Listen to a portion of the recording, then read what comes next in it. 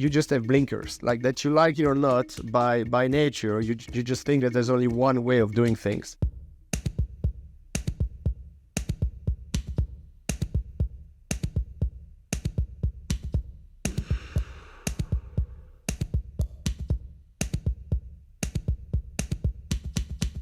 So, Donat, you join a new company as CEO.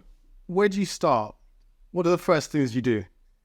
First off, you need to be very humble and realize that you're going to have a lot to learn because you're new to the industry, you're new to the market, and of course, you're new to the people. So the first thing that I do is that I spend lots of time with the people within the business. And very quickly, I try to find out who are the critical people and to select my team. And usually, you select a few members of the team that you inherit. And then you go outside of the business to try to complement the strength that you have within the business with people who are more specialists in some areas of the business that you're trying to improve.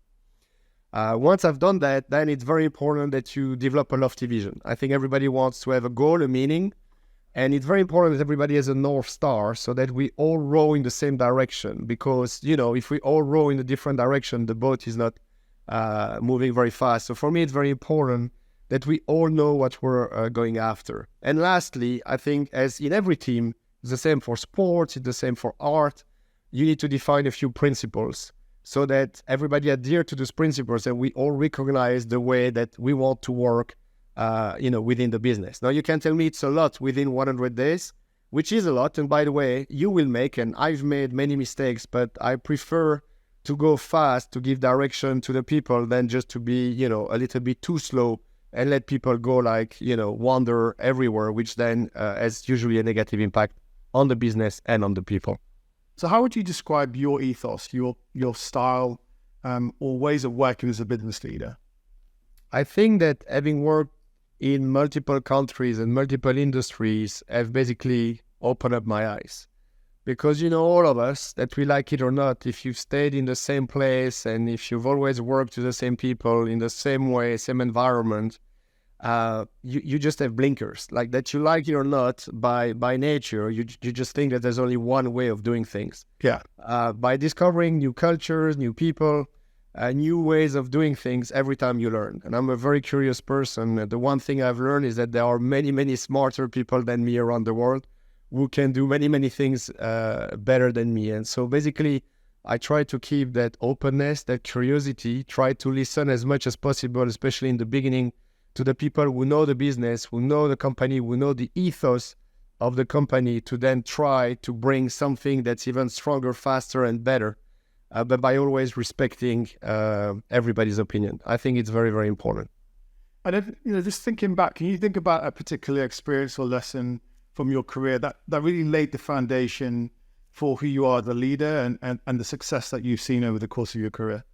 I personally think that actually your failures or things that didn't go as well actually shape you even more and better than your successes. Because I remember at the beginning of my career, everything was going well, and I thought I was walking on water. And then I was actually in the US when September 11 happened, and the economy crumbled. And actually, I was in California where we had the energy crisis. Then the second one I had to face is that I was running a publishing business in 2008. Yeah. You can't make it up, which of course were very, very heavily impacted. And I've joined a travel business in December 2019, 3 or 4 months before COVID.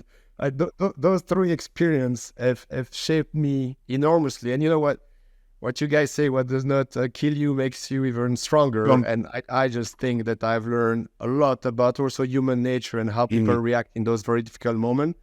But also that at the end of the day, it's just a job, right? And we know, especially those days, there are so many terrible things happening in the world that at the end of the day, if you always manage to take a step back and, remind everyone, including yourself, that it's just a job and most everybody tries to do their best to get better at, then it just helps you to keep things in balance most of the time. I'm not saying that I'm always doing it, but I try to remember.